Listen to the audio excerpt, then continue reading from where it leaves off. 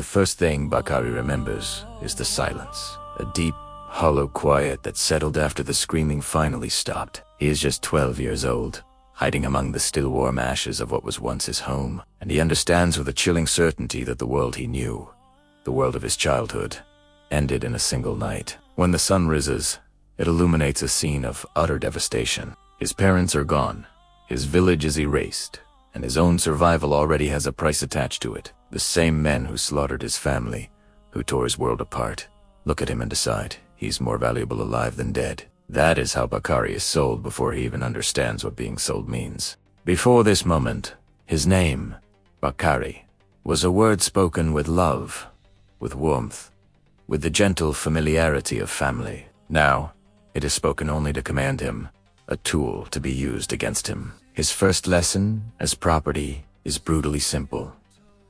Speak less, live longer.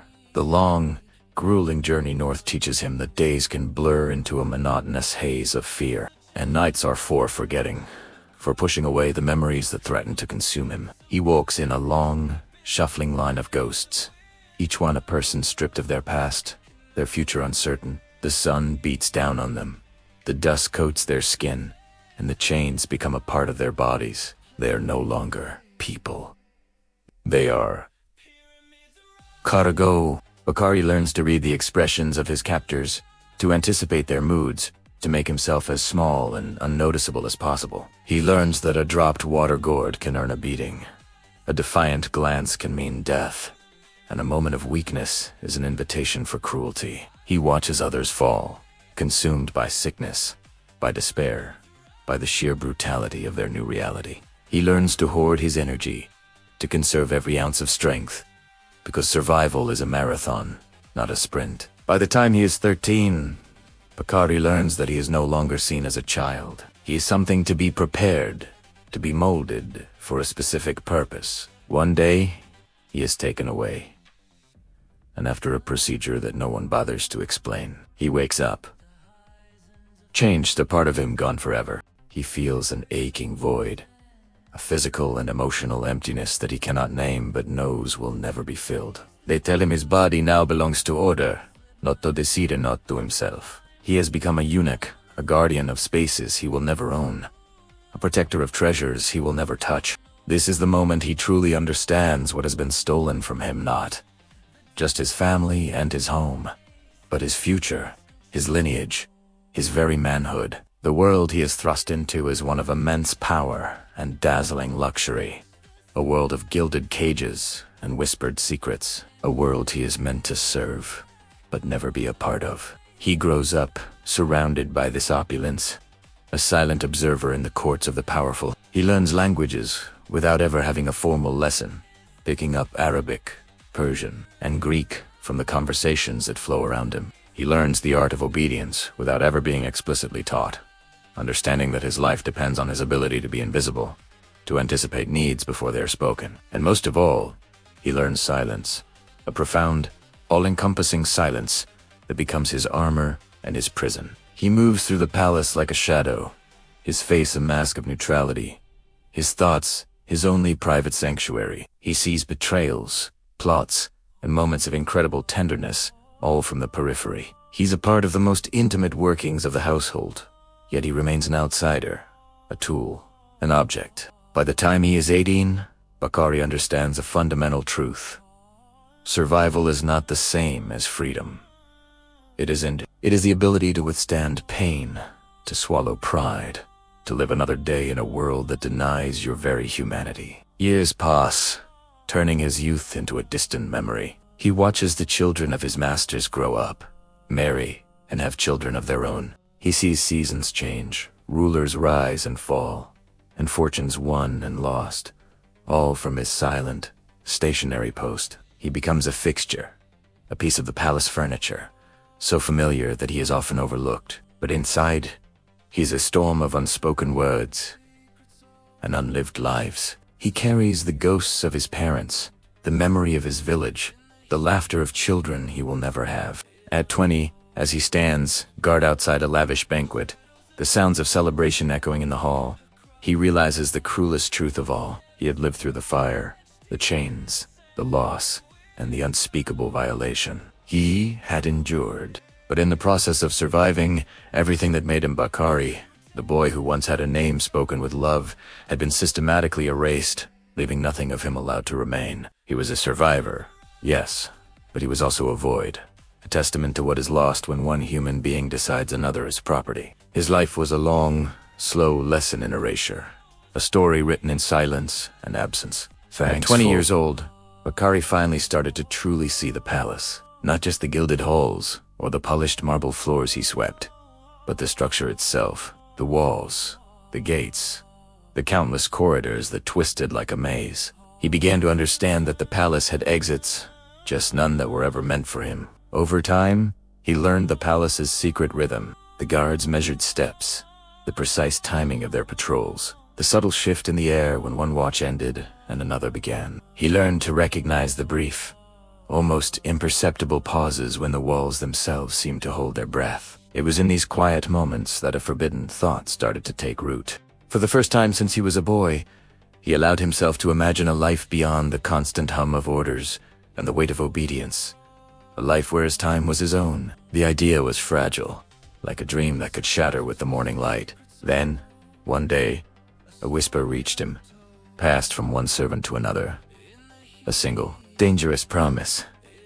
The outer gate, the one leading to the sprawling city beyond, was not always watched. It was a sliver of a chance, a crack in the otherwise impenetrable fortress of his life. At 22, Bakari took his first step toward freedom, and the world immediately felt unreal. The cool night air, so different from the stuffy, incense-filled chambers of the palace, rushed into his lungs. It smelled of damp earth, of distant fires, and something else he couldn't name, something unfamiliar, almost dangerous. He moved through the shadows, his heart a frantic drum against his ribs. Every sound was magnified. Every flicker of a torch made him freeze, but he kept moving, guided by that whispered promise. For a few precious, heart-stopping seconds, there was absolute silence. No one called his name. No one gave him an order. For that brief instant, he was just a man in the darkness, not a possession. He was just Bakari. Then, he heard it. The soft scuff of a boot on stone. The footsteps came from the darkness, swift and sure. Ottoman gods appeared as if summoned from the night itself. Their movements economical and precise. They were faster than hope, trained for years to notice movement where none should exist, to see a shadow that was out of place. Bakari didn't run. A cold, heavy certainty settled in his chest. He knew, with a clarity that was almost peaceful, that it would change nothing. Running would only delay the inevitable. The guards did not strike him in anger. There was no rage in their eyes, no malice in their actions. They moved with a chilling sense of procedure, a cold, detached discipline, as if they were simply correcting an error in a ledger or resetting a misplaced stone. Their efficiency was more terrifying than any brute force. They took hold of his arms, the grip firm and inescapable, and led him back. The punishment that followed was not designed to break his bones or scar his skin in a way that would make him useless. It was far more insidious. It was meant to be a lesson, a public demonstration. It was meticulously crafted to erase the very idea of escape from his mind, and from the minds of everyone else who watched. It was a surgical strike against the concept of freedom itself. When he was finally returned to the servants' quarters, a new kind of silence fell around him. The other servants, people he had known his entire life, avoided his eyes. They would turn away when he approached, their faces blank. It wasn't cruelty, it was a survival instinct. Life in the palace had unspoken rules, and the most important one was to never challenge the walls. He had broken that rule. He had dared to believe in an exit. At 23, Bakari understood a profound and devastating truth. In a place like this, hope itself could be a crime. His duties were changed. He was taken from the open courtyards and expansive halls and assigned to the deep, cramped storage rooms in the palace's underbelly. His world shrank to tight corridors and dim, windowless spaces. He was always watched. A god was never far, a constant, silent reminder of his transgression. The message was clear. Freedom was no longer just for Bidui, was now unthinkable. The very geography of his life was redrawn to make the thought of another world impossible. By the time he was 25, Bakari no longer dreamed of leaving the palace. The desire had been so thoroughly extinguished that its absence left a hollow ache. He no longer looked at the gates with longing. Instead, he now dreamed of something else entirely. He dreamed of forgetting. He yearned for the day when he would no longer remember the scent of that night air, the feeling of those few seconds of silence, the intoxicating, terrible taste of a freedom he had almost touched. He dreamed of forgetting that he ever wanted to leave in the first place, because the memory was a constant, internal torment. The system that held him, he realized, didn't need iron chains or high walls. Though it had both, it only needed one thing to truly succeed. One tool more powerful than any physical restraint. It only needed time. And for Bakari, time had already done its work. The fight was over. Not because he had been defeated in a single moment, but because he had been slowly, methodically, and completely undone. At 27, Bakari believed his life would end exactly where it began. Unseen, his days were a rhythm of silent labor. His world confined to the stone walls of the palace kitchens. His hands, calloused and quick, knew the weight of every pot, the texture of every surface. He was a ghost in the machine of the royal household, a presence so constant he was essentially invisible. This invisibility was his shield, in a place where a wrong glance could mean a lash, and a misplaced word could mean death. Being forgotten was the closest thing to safety. He swept the floors, his gaze downcast, the dust motes dancing in the shafts of light the only witnesses to his existence. It was in this state of practiced nothingness that he noticed something that should not have been there. It wasn't a grand event. It was a flicker of movement, a small gesture in the periphery of his vision. A hand, belonging to one of the senior cooks, withdrawing too quickly from the king's personal dish. A hurried, almost furtive motion that broke the seamless choreography of the kitchen. Others were busy, shouting orders, lost in the steam and clatter, but Bakari, in his silent corner, saw it all. He froze, the broom handle suddenly cold in his grip. The air in his lungs turned to ice. In that instant, understood, he had just witnessed a mistake. No, not a mistake, an act that powerful men would never forgive, especially not in a witness. His heart hammered against his ribs, a frantic drumbeat in the symphony of kitchen noise. He had seen what he was never meant to see. The food, prepared with painstaking care for the king, had been touched, altered, quietly compromised. There was no outward sign, no obvious poison. It was the subtlety of the act that made it so terrifying. A fiend powder, perhaps, or a colorless liquid, added in a moment of distraction.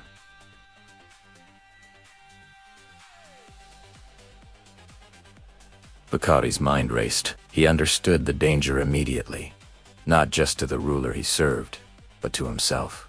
If the plot succeeded, the entire kitchen staff would be under suspicion. Torture and execution would follow as night follows day. If he spoke up and was wrong, he would be punished for spreading false alarm, for daring to accuse a senior member of the staff. If he spoke up and was right, he would be entangled in a conspiracy far above his station. The conspirators would want him silenced. The court would see him as a pawn. There was no safe path. He had lived his entire life by one rule: silence. Silence was the currency of survival for a slave. It protected you from drawing attention, from incurring wrath, from reminding your masters that you had a mind of your own. But he also knew what silence destroys. It destroys truth. It destroys justice. It allows evil to fester in the dark. He thought of his mother, sold away when he was a child. Her silent tears, the last memory he had of her. He thought of the countless others who had suffered and vanished without a trace, their stories swallowed by the indifferent walls of the palace. For the first time in his 27 years, faced with a choice that was no choice at all, Bakari decided to speak. The risk of speaking was immense, but the certainty of what would happen if he didn't was even greater. He straightened his back, dropped his broom, and walked out of the shadows. His first attempt was met with a cuff to the head. A kitchen guard shoved him back, telling him to know his place. Slaves did not speak to guards unless spoken to. But Bakari persisted. He found a junior official, his voice low and urgent. "The king's meal," he whispered, his words tumbling out. "It has been tampered with." The official scoffed, dismissing him as a fool. But there was something in Bakari's eyes, a desperate, raw terror that went beyond the usual fear of a slave. The warning was dismissed at first, until the seed of doubt Bakari planted began to sprout. Fear, once sown in the heart of a palace, spreads faster than protocol. The official, covering his own hide, passed the warning up the chain. A whisper became a murmur. A murmur became an urgent conference. The meal, just moments from being served, was stopped. The royal dining chamber was sealed, and the truth, under the pressure of royal inquiry, began to unfold. The senior cook was seized. Under interrogation, he confessed. He was part of a faction hoping to install a new ruler. The poison was slow-acting, designed to mimic a sudden illness. The plot was intricate, and it would have succeeded.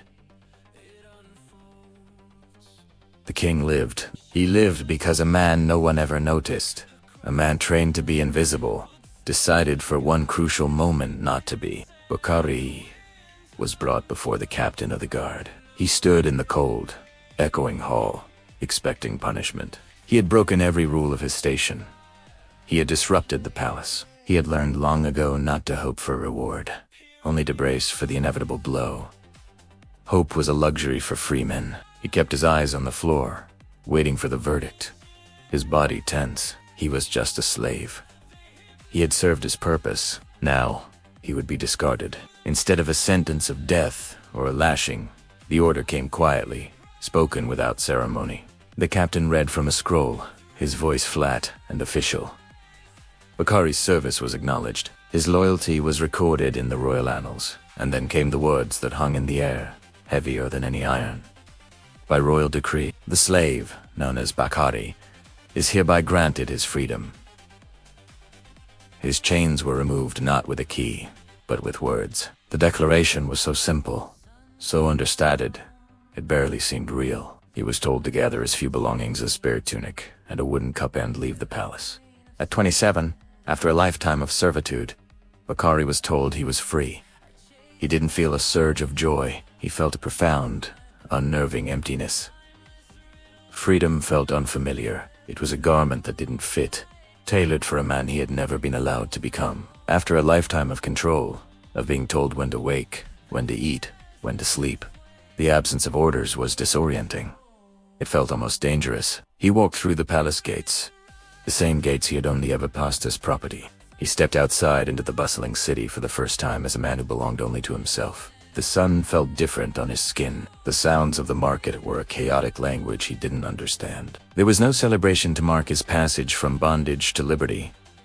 No crowd applauded. History, in its grand march, barely paused to notice. A king's life was saved, a footnote was written, and a single man walked into a world that had never made a place for him. He was given a small pouch of coins, a practical reward that felt more real than the pronouncement of his freedom. It was enough to find a room, to buy food for a few weeks. But as he stood in the crowded street, watching the faces of strangers, a profound realization settled over him. Bakari knew something that no one could ever take away. For the first time since he was a small child, his life was no longer owned by another. His choices, for better or worse, were now his. His feet would carry him where he willed them to go.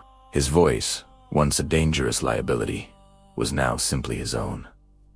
This wasn't a fairy tale. He hadn't been made a nobleman or given a chest of gold. The world was still a harsh and unforgiving place, but the fundamental truth of his existence had been rewritten.